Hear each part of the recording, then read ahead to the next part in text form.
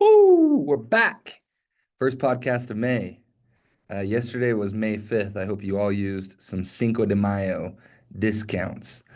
Pretty important day. Thank you everyone for tuning in. It always means a lot. I actually feel like these have been getting a lot of views, and so that gets me excited because it means that we have a ton of people in the partnership who want to get better, who want to improve, who want to make progress, and that's what it's all about. I have a few things on the agenda today that I think will be really, really meaningful. But before I dive into everything, per usual, let me share some shout outs. This is yesterday's shout outs, so I'm going to start with those. Jack Attack, and he's going to get some weekly shout outs too because he was our top rep. But Jack started off this week hot again with an 8,000 sold day. Now, what makes Jack and this amount of revenue so special is he only sold 6 accounts. Jack's average contract value yesterday, I mean, you do the math, but it would have been near $1,200 or $1,300. His service ACV was 1163, which is absolutely incredible. So nice work, Jack. Mateo. Mateo's in Chicago, and I've been texting him more recently. I am just over the moon excited to see Mateo continue to improve and get better and grow. Mateo had a great week last week. He did over 15K, and he started off this week even hotter with a 6,500 day. So nice work, Mateo. Chicago's it's one of those markets that's going to continue to get hotter, and these guys in Chicago are going to continue to get better and better. So nice work, Teo. Malachi was 6,200. Malachi, I texted him last night too. Just absolutely getting the job done, showing up and making it happen better every day. Malachi is someone who's really, really talented at sales, and this year the work ethic is matching stride with his talent level. So nice work, Malachi. Adam Tillman, freaking Adam, man. I texted him last night at 9:20, which I guess would have been 8:20 in San Diego. Said, dude, you had a great day. And he literally pulled out 2 sales after that, which is so cool to see. Now, even better news with Adam, he sold 6,100. He also serviced over $5,000 yesterday. And Adam officially crossed the 100K serviced benchmark. So everybody, a big congratulations to Adam Tillman. And then our top rookie, Bo Compton, on the day in Columbus. Bo did 5,500. Andrew and Ryan, my two brothers, were just in Columbus visiting that team, and they told me they're like, Bo is going to be a front runner all summer long. So congratulations, Bo. Really, really excited for you, man. Okay, let's flip over to the weekly stats. A lot of these guys are becoming very familiar. Jack Ray with a 34,084 serviced week. That is monster. This is what the road to Golden Door takes. It takes ramping up in May, and Jack is getting that done. You can see that he had a 1262 contract value, 84.4% sales to service ratio, and he only had 7% 12-month agreements. So congratulations, Jack. Alex Moises. Alex should hit 250K service this week, which is incredible. Congratulations, Alex, on that massive number. Alex did another 27,288 week, 975 ACV, 86% sales to service, 75% 24 months. Now, cool thing with both Jack and Alex, you can see that their average last knock was after 9 p.m. In fact, Alex's was at 9:27 p.m. The key to getting more sales is this late night revenue. Jack had 4K in service sales after 8 p.m. Alex had 7K in service sales after 8 p.m. Absolutely incredible. Now, this guy, I'm really proud. Xavier, X-Man, X the GOAT, the Fort Lauderdale Falcons captain, X with an 18K week. And I know for a fact that X didn't knock Monday because he was here in the office. He flew home for Ethan Dunbar's wedding. So, X, congratulations on an incredible week. I've had a lot of conversations with X around this subject. His challenge this summer is to be able to do this consistently. So I want everyone to tune in and watch and help me hold this guy accountable because he's someone I really care about and really believe in. X-Man, this week's going to be another good one. Lance Bracken. Guys, Lance, I'll never forget this. He did 250K his year he graduated high school. Lance is good, and he showed up in a big way this week. He did 16K in revenue this week. The cool thing about Lance, he had a 100% sales to service ratio. And then coming in at number 5, Taylor Clark, as well with 16K in service revenue, 1,000 ACV, 93% sales to service ratio, just perfect stats. If all reps could be as Taylor is, this job would be very easy. Nice job, Taylor. Top rookies on the week. Ryan in San Diego, 11,841, 1,076 ACV, phenomenal stats. Blake in Columbus, 11,383. Blake's another one of those guys that Ryan and Andrew said is going to be top tier. You look at Blake's stats, they're near perfect across the board. 1,035 ACV, 100% sales to service ratio, 63% 24 months, early first knock, late last knock. Really good job, Blake. Jarek in San Diego. Jarek and I slung a deal, and it was a good one. Although I think the guy ended up canceling before he got serviced, which is never fun. But Jarek is going to be ridiculously good. I know he sold like 4K yesterday too. Jarek had 11K on the week. James Regan in Chicago, 10,939. Bo Compton in Columbus, 10,231. So another week where the top 5 rookies are over 10K. That's the number that gets me most excited. Sage, who was last week's top rookie at 9,400. Brian Hernandez in Chicago at 9,200. Jaden Nieder, this guy is average 9K a week, 9,065. Mark Workman in Memphis. Mark just started. He's going to be ridiculously good, 7,667. Preston in Sugarland, 7,069. Aiden in Fort Worth, 7,054. So every week we're getting a little bit better. Now on to the teams. Chicago 1. These guys are becoming just absolute titans, just front runners for the most volume team. 170,000. Now Chicago 1, my challenge for you this week, my request, my plea is to get your service to sales ratio up. It will help all of us be able to have more same days. It will help all of us be able to maximize performance and efficiency and revenue. So please get your sales to service ratio up. However, incredible week. Great ACV, good 24 months. Could bump those 12 months down just a little bit. San Diego 2, these guys are going to be ridiculously good. 110K with only 20 reps. That's a 5,500 RPR, which is up there. Those guys as well, a little bit of work on the sales to service ratio. Columbus 1 in 3rd place, Fort Worth in 4th place, Chicago 2. Those are our teams all over 100K. So congratulations to you guys on being over 100K. St. Louis, you guys are close again. We got to get you over that 100K benchmark, and I know that you can do it. One thing I will say about St. Louis, they had 67% 24 months and a ridiculously early 10:46 a.m. average first knock. So congratulations on being our earliest knocking team. Fort Lauderdale, great week. 1,024 ACV is really good. Lots to be proud of here. I'll highlight Alexandria, who had a 7,600 RPR and led the partnership in RPR. Massive week, Alexandria. Lots to be proud of here. A couple things I want to highlight and remind everyone.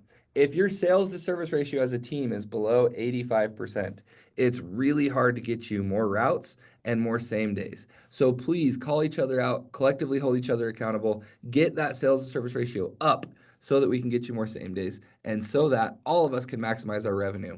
You can see here that in the same day column, we had 4 teams over 40%, which is okay, but we need everyone closer to that 50% benchmark. My goal for the summer, and especially now that May is here, is to ramp all of these same days up to 50%.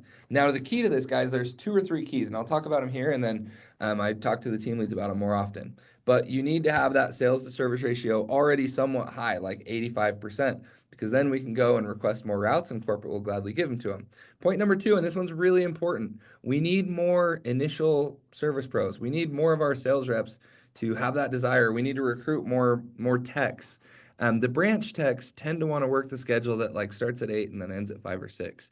It's hard to maximize same days on that schedule because you guys don't start knocking until 11, and most of our sales come in the evening. So it's really hard to maximize same days with that schedule.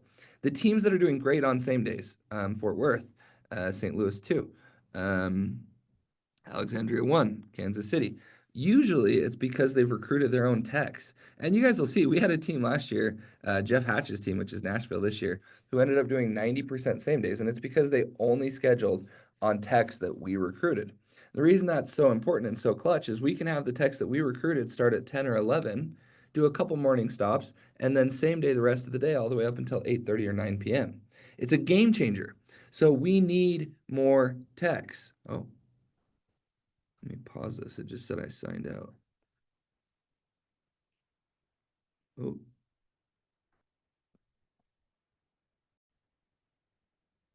Okay, I think I'm good to go. We'll see. Hopefully this is working.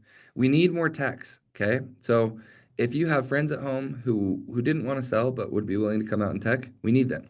If you're a sales rep and you're not selling where you want to be, obviously train and practice and get better, but certainly don't quit. Become a tech for us and continue to work hard, continue to improve, continue to be a part of the team. These techs make great money. We tip them, we bonus them. They make a great hourly wage. They make time and a half on overtime. We need more techs in pretty much all of our teams. So please take this serious and help me recruit a couple more technicians because getting our same days up will be a game changer for the partnership. One area that I'm really proud of everyone is the ACV. We had all but 1, 2, 3, 4, 5, 6 of our teams. So we had like 2/3 of our teams over a 1,000 ACV, led by Fort Lauderdale with a 1,097. Congratulations to you guys. Now, big reminder, I remind you guys on this every week. 12 months and 24 months, okay? 12 months come with a little penalty. We need to be below 30% there. 24 months come with a massive bonus. We had St. Louis at 67%, Alexandria at 65, Fort Lauderdale at 68, Kansas City at 75. We need to be above 60% same or 24 months. That's my goal for the partnership. So please make that a massive priority and let's bump those 24 months up. And then one big reminder as well, first knock and last knock. First knock is really important. The earlier you can push, the better. But last knock is the golden time. I want to see our last knock across the board. And it's a little bit hard in a couple markets still, like San Diego, for example. I know that it gets dark because you're on the coast there. But as much as humanly possible, we need to push that last knock till after 8 p.m. And the later you guys can go, the more sales you're likely to get. That time from 7 to 9 p.m.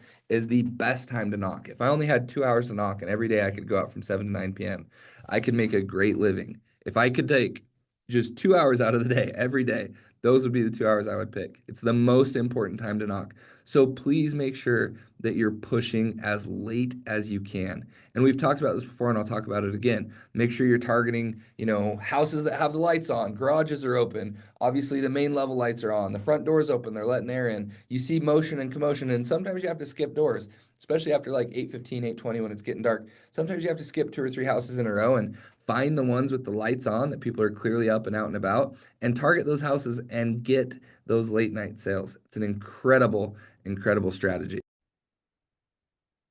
Okay, I've got a few reminders and announcements, and then I want to dive into some of the mental training and some of that stuff that we always do. And I actually have some good sales training this week too, because I was on the doors in San Diego.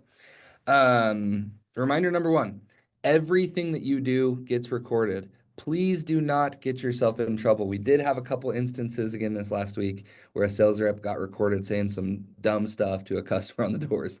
Do not curse customers out. Do not engage in conflict. Do not lie. Do not cheat. Do not steal their no soliciting signs. Everything that you do gets recorded. Please be very mindful of that and take this job serious. I remind you guys every week of this, and I'm going to keep saying it. We are pros, not bros.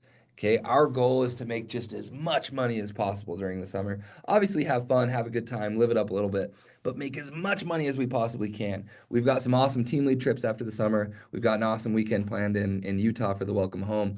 I'd love to have you guys all up in Idaho, and we can cut loose and have fun and do whatever we want then.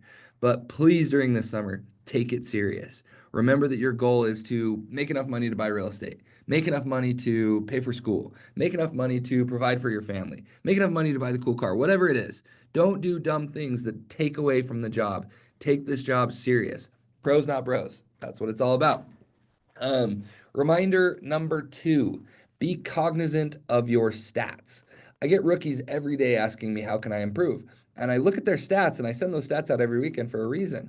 And the first thing that I notice is I'm like, hey, your average last knock is at 7:45 p.m. Like the best thing that you can do to get better is to knock until 8:30 or 8:45. That's number one.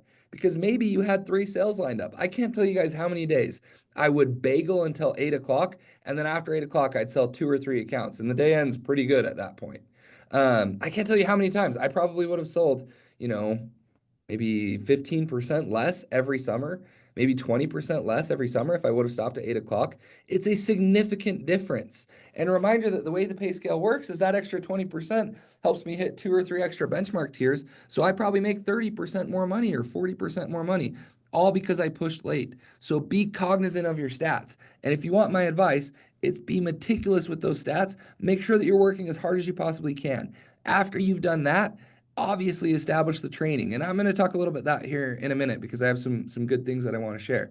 but continue to train, continue to get better throughout the summer, especially as we ramp up in May. You guys should see a 20% natural increase in May just because it's warmer. It's warmer in Chicago, it's warmer in Kansas City, Columbus, San Diego, even the Fort Worth, Texas, Houston, Sugar Land, San Antonio, even our Fort Lauderdale markets. It's going to keep getting better and better and better as people notice more bugs. If you can take this serious and prioritize your training and spend some extra time on Saturdays and spend some extra time on Sundays and obviously mornings and evenings. And guys, if your team leads are not offering morning and evening trainings at least a couple times a week, please reach out to me and I'll talk to them, because each of you should have that opportunity to train one-on-one or with the team lead at least a couple times a week. So please reach out to me. I want them to prioritize that. Big reminder to everybody to be in the Pronto chat as well. I send out tons of announcements and updates and incentives and shout outs and call outs in there. And it always means a lot when you guys check them and heart them and, engage with the team. I talk about this all the time, but the saying goes, a high tide raises all ships. So if any of you have spent time by the ocean, you know that the tide comes in and the water level rises and the tide goes out and the water level lowers. The team is like the tide, okay? And you're all just a bunch of boats in the water. If you have a team that engages with each other, that builds culture, that supports each other, that builds each other up, that hypes each other up on the good days, that picks each other up on the bad days, that tide raises the whole team collectively, and everybody does a little bit better. On the flip side of that, if you have a team that doesn't support each other, doesn't care about each other, doesn't shout each other out when you're doing well, doesn't train together, doesn't have fun on the weekends, that tide kind of hurts everybody a little bit. And so it's our job as the elite team, and it's your job as each individual market, Alexandria, Fort Lauderdale, Kansas City, Columbus, etc., to build your teams up and to build a partnership up. And if we can do that collectively, we're going to be in a great spot. So support each other on the good days, pick each other up on the hard days, hold each other accountable to work the schedule, hold each other accountable to have that better to sales to service ratio like I'm talking about. Do all these things, and it's just going to keep getting better and better. Now, little refresher on things that we've talked about in previous weeks, and then I have some more exciting stuff for this week. We talked about buy-in, okay? Increasing your buy-in. I see a lot of you purchasing Segways. I think everyone should have a Segway. I really believe that. If nothing more than for those spread out days when you're in spread out neighborhoods and you got go backs and, I wouldn't use them on the days when you're in townhomes, certainly. You can just walk between townhomes, or even the really close together cookie cutter houses. If you cut yards, you can pretty much get to them just as fast. But a lot of the mornings when people aren't home, if you can bounce and kind of car knock and spot knock and use the Segway for that stuff and then use it for go backs, I think that'll increase everyone's sales.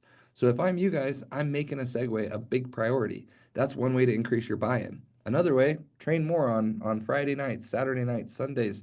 Train more in the mornings. Ask your team leads to do one-on-ones with you. Do pitch critiques, okay? I can't tell you how many guys I've offered to do pitch critiques for, and very few actually send them my way. And it's totally okay, but I'm happy to be a resource. And even if you ask for a pitch critique and you never get feedback on it, you listening back to that and trying to analyze what you could possibly do better will make all the difference in your sales performance. Increase your buy-in. The people who do the best at this job become truly obsessed with it. I told that story last week about me and Cameron Olson. He became truly obsessed, and he became better than me at the job because of it. So become obsessed. If you're at the top right now, you better get even more obsessed, because there's people chasing you down and they are going to catch up unless you continue to improve. If you're not where you want to be, that's okay. We have a long summer ahead of us, and you can continue to get better every week and get to where you want to be. There's no finish line. There's only checkpoints. Okay, I've talked about this a lot, and it's a philosophy that I love. You have to continue working hard every day, every week. Consistency is rare. Intensity is common. Okay, a lot of people can show up and do something special one day, 2 days, 3 days, even one week. It's rare that someone can show up every day for the whole summer. And if that's you, you have good things coming your way. It's more rare that someone can show up 2, 3, 4 years down the road. I'm going to start talking about future years and putting out some leadership podcasts and stuff like that, because this is what I'm most passionate about.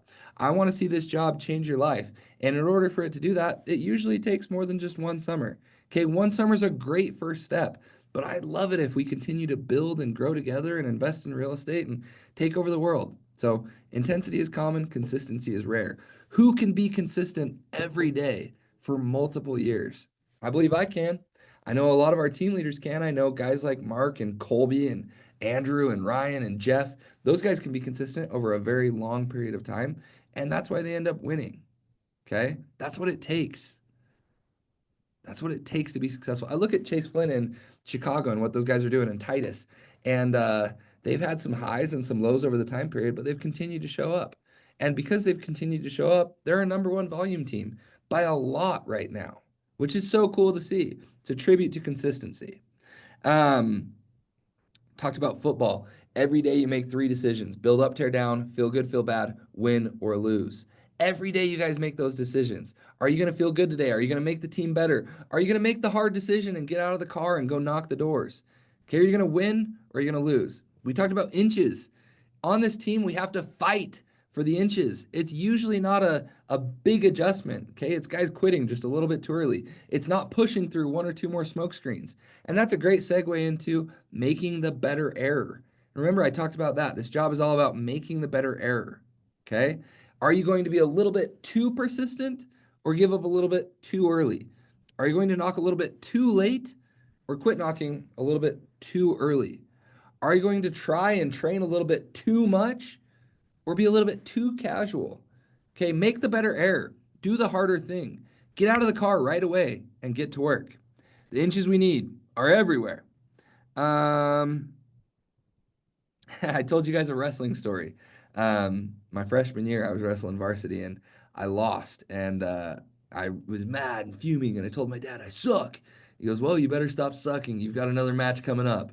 And I've always remembered that because it's true. Like you might win some, you might lose some, you might have a bad day, but guess what? You have another day coming up tomorrow, and you got to get your mind right, and you got to train, and you got to get better because it's just going to keep on coming. And whether you take full advantage of this job or not, the next day comes, and then the next day comes, and then the next week comes, and then we're in June, and then July, and then the summer's over. Okay? You got to continue to improve and take it serious. This job doesn't last forever, and you have to take full advantage of it. And then again, I told the story of Cameron Olson, and I told the story of compounding decisions and how much effort it takes over a very long period. Okay, and then we talked about making the hard right decision, not the easy wrong decision. It's easy to skip out on work a little bit early. It's easy to not care and say, "Hey, it doesn't matter, I don't have to be good at this job. I don't care about the money anyways." That's the classic line of someone who's not living up to their potential. "I realized I just don't care that much about the money, and I'm not passionate about pest control." If you've heard someone say that, which most of you probably have, the teams all have someone who says it, that's a person who's not living up to their potential. Guess what? You should care. You should take it serious. You should try and be your best. Make the hard right decision, not the easy wrong. Work a little bit too hard. Care a little bit too much. Be a little bit too passionate. Give a little bit more on Saturday than everyone else. Give a little bit more after 8 p.m. than the rest of your team. Be the person who cares too much, and you'll get farther in this job and in life. I love what I do because I hope that I get to make some kind of an impact. And I hope that I get to help everybody just a little bit in some way. I know how much this job has given to me. I know how much this job has given to my family, and I will forever be grateful. When I'm hopefully 85 and on my deathbed, or maybe 90, who knows? Um, I'm going to look back and be so grateful for everything that this job gave me, for everything that it provided for my family. It's been an absolute dream ride. And even if it's a one summer thing for you, take full advantage of it, go all in, and make it happen. Now, I have a couple training things and then a little life lesson to end this podcast. So, training number one, I was in San Diego this last week. You guys got to stick to the scripts. Okay? Don't try and make it your own yet. You're still so new. Master the resolves, master the smoke screens, master the switchover, but do it in a way that is proven. Okay? Watch the videos on Enzy. Have your team leader do pitch critiques with you. Practice in the morning meetings. But stick to the basics. Keep it simple, sweetheart. KISS. That's the old acronym. Um, I see a lot of guys over explaining and um, trying to give trying to make the pitch their own. And the reality is, at some point, you're going to be able to adapt it and adjust it a little bit and kind of weave in and out because you've done it for a really long time. But especially at the start, like keep it simple. Your pitch should take like 2 minutes and then you should close. If you're longer than 2 minutes in and you haven't closed, you're doing something wrong. And then when you get to the agreement, and this was a big bullet point, I want everybody to practice the agreement. And I'm probably going to put out a video showing you guys how I do the agreement because I notice, and I've heard, I watched two of our sales reps in San Diego do it, and I watched people in other markets do it, and I've had some of you send me recordings, and we're too long-winded, okay? You want to be crystal clear in the agreement. I want 100% perfect transparency. That's why I'm such a big believer in Callpilot. But you don't want to spend like 5, 10, 15 minutes going through the agreement and building up the service and all these different things. People get bored and they have decision fatigue. I have a brother-in-law who sold with us for one summer, and he's awesome. His name's Josh, and he has this story that's always stuck with me. He sold this wealthy guy who was in sales, and he closed the guy, and the guy like half-heartedly said yes. And then Josh continued to loop around, and he closed the guy again. And the guy said yes. And so Josh started filling out the agreement. And 10 minutes later, Josh was still explaining the service and talking about aces. And we'll do your back deck. And do you have a 3-car garage or two? Okay, I'm going to include all that for free. And da da da da, and just going through all of it and really building up the service. And he's in the agreement at this point, and the guy said yes. Okay. And the guy kind of grabs my brother-in-law on the shoulder and he says, "Son, your name's Josh, right?" Josh goes, "Yeah, I'm Josh." And he goes, "Once you get the sale, and then get the beep out of here." And Josh told that story and it made me laugh. But it illustrates a really good point. You don't want to over talk. You don't want to over explain. You don't want to overemphasize or make it too big of a deal. Okay, you have to be cognizant. We live in a TikTok, uh, Instagram Reels generation where anything longer than 60 seconds, it's incredibly hard for someone to focus and they get bored and they have busy lives. And some of the older people will sit and talk with you forever, but the younger people, the business professionals, the soccer moms, the the young couples, okay, they don't want it to take 20 minutes to get signed up for pest control. They want it to be in and out in 10. Okay, they want you to get them sold, overcome their smoke screens and objections, close the contract, do the welcome letter, and get out of there. So be concise, be brief. And I'll put out a video on exactly how I do that so that you guys know what I mean. Now, for the training this week, for the mental part of the training, I tell a little story every time. I've got a good story for you guys this week and some good stuff that I'm excited to. Okay, so this is a story from, I think it was my 4th year leading a team. And I had these two sales reps who, within the space of 2 days, asked me the same question. They asked it a very different way. And it stuck out to me and it resonated with me. And I've always remembered it. And it's a question that I want you guys to ask yourselves, but I want you to ask it the right way. Some of you have probably already asked this question the wrong way. And one of these sales reps was just a 5-star stud, someone who, was handsome, was charismatic, had been an athlete. I'm like, this guy is going to be good, like so good. And he had a family, he had a big why. He had done other jobs and done well in them. And I'm like, this guy is going to be so good. Like, I am just over the moon elated. He's going to be ridiculously good.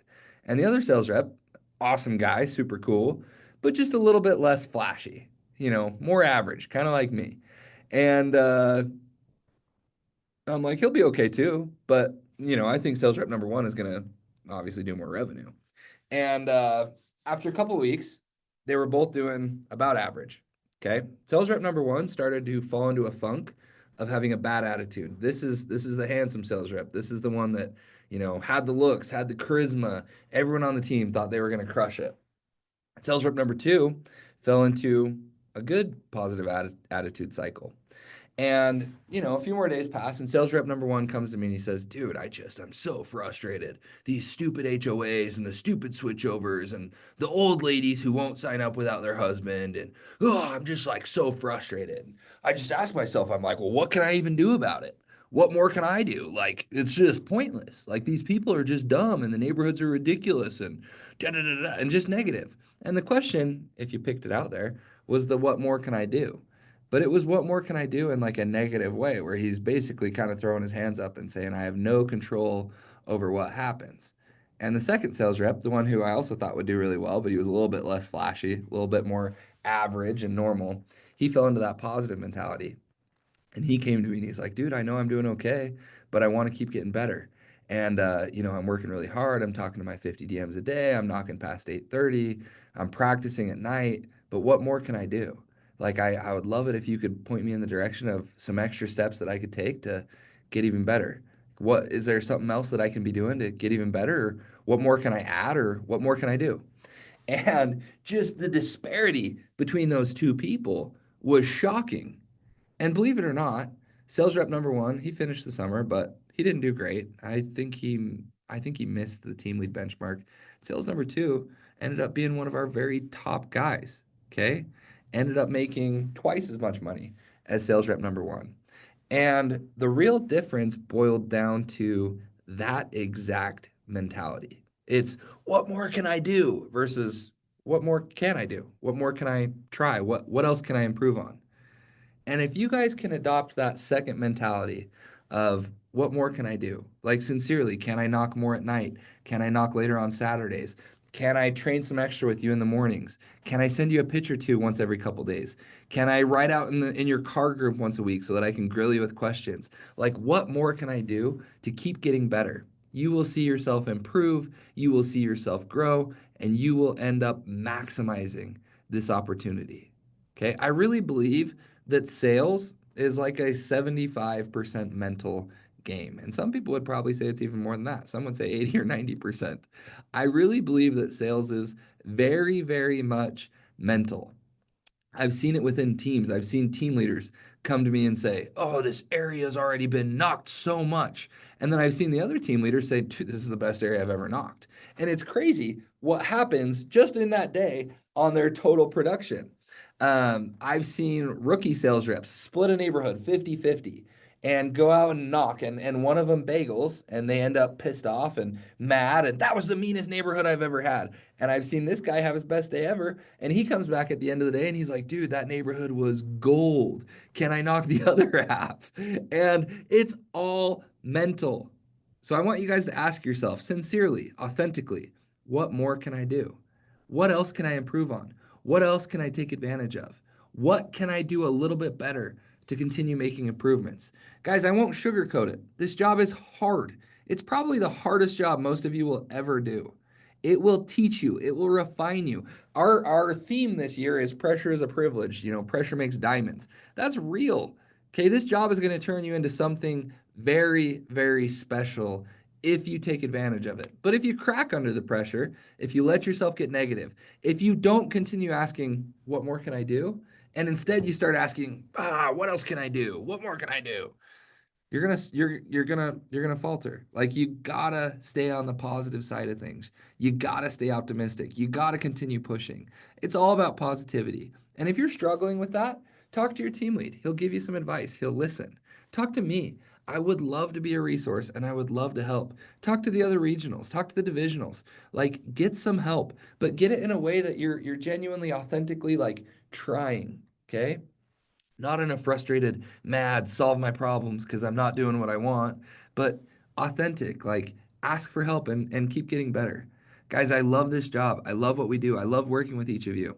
I love visiting the teams and trying each day to find ways to make an impact. And I love seeing the growth. We'll cross $8 million as a partnership this week, and that is just 10 million's on the horizon. Each day we get a little bit better. I know we're going to hit our 300K mark this week. I get really, really excited about it. So trust me when I say, me and all the leaders, we're in this with you. Again, couple reminders. If your team leader isn't offering night trainings or morning trainings at least a couple times a week, please let me know. I want to talk to him about it because you guys deserve that. Continue to push, continue to look for those inches all around you and authentically ask, what more can I do? And if you be the sales rep that approaches things that way, you'll have an incredible summer. Thanks for tuning in. I love you guys. I appreciate you guys. Excited to keep getting after it. So let's have a great Tuesday. Let's make it happen.